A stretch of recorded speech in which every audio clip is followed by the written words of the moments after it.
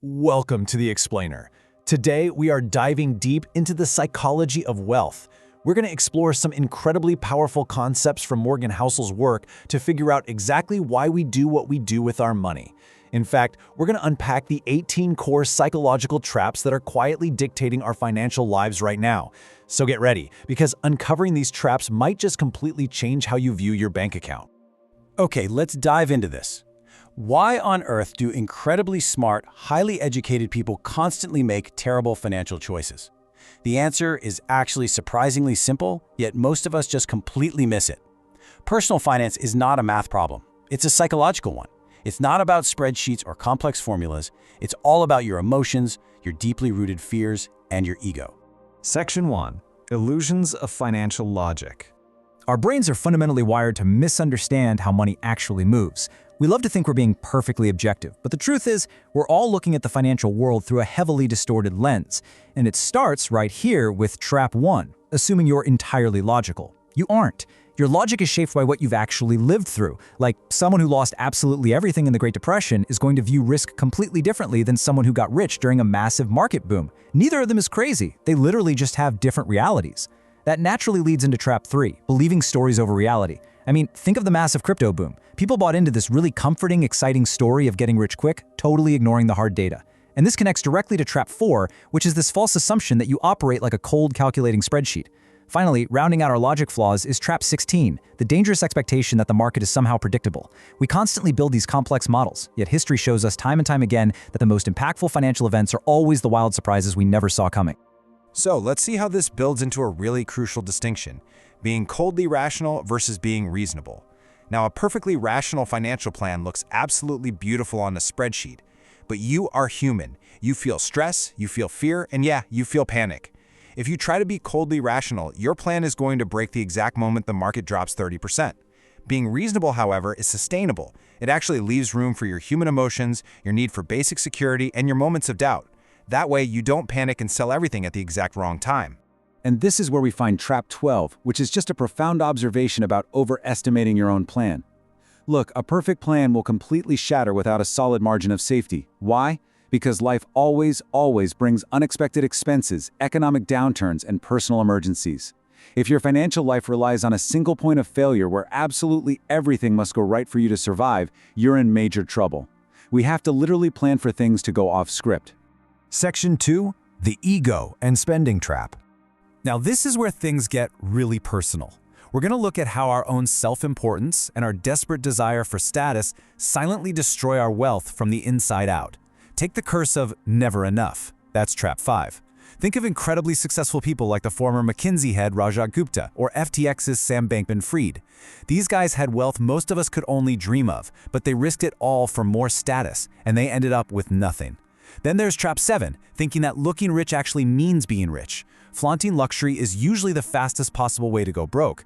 And that connects perfectly to Trap 9, the totally false belief that you need to be saving for something specific rather than saving just for the sake of saving.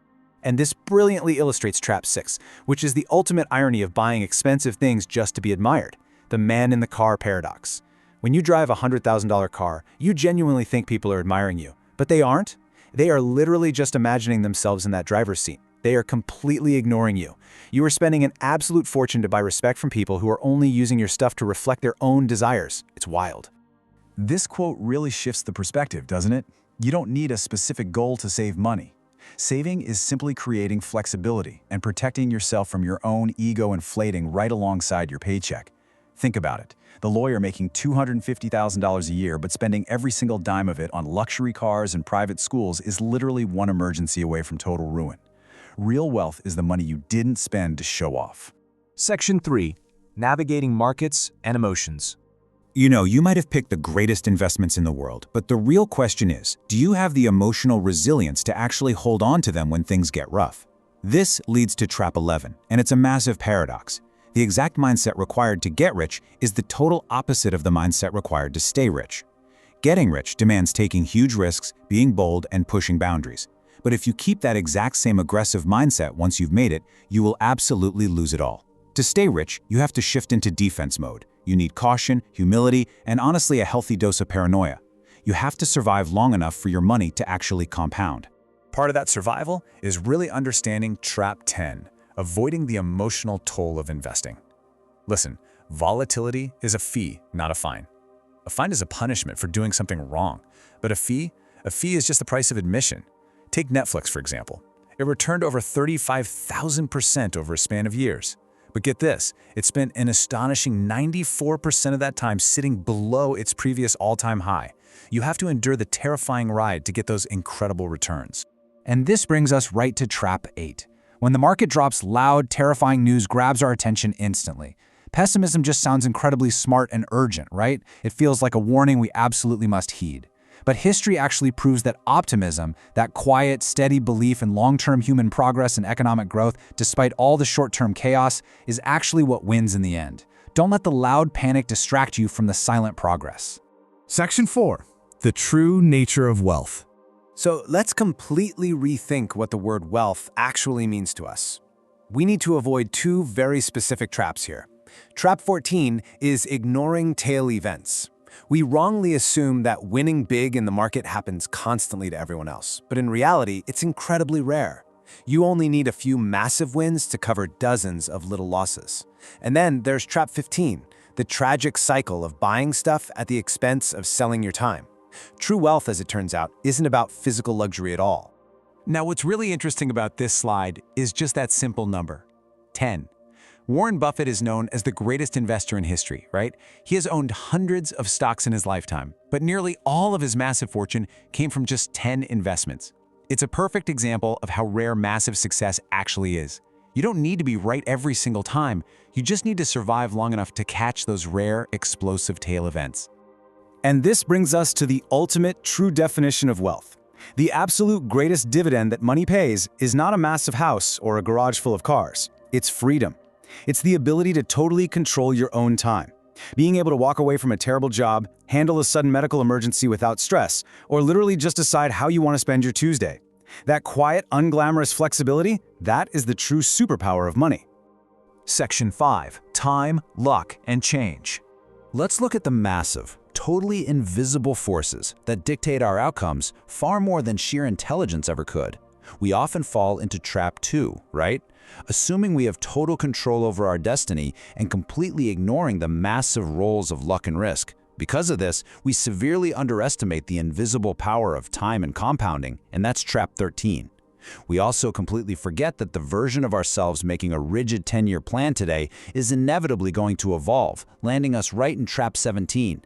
And worst of all, Trap 18. We blindly copy the financial moves of people who are playing a completely different game than we are.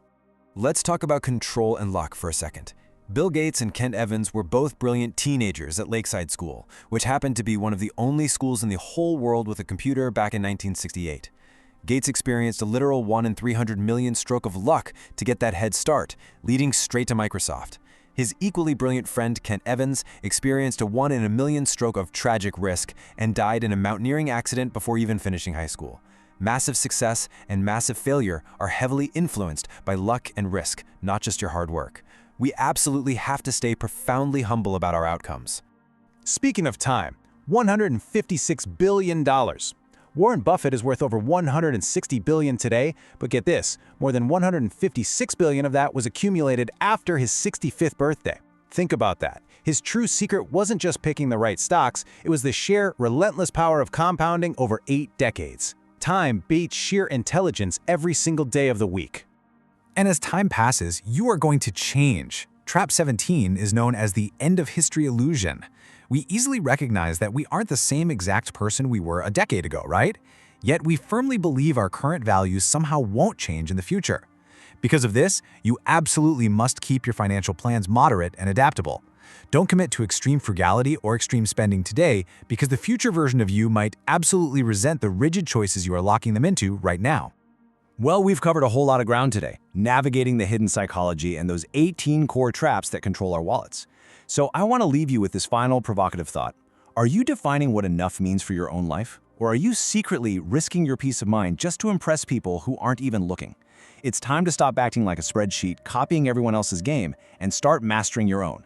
Thanks so much for joining me on this explainer, and I will see you next time.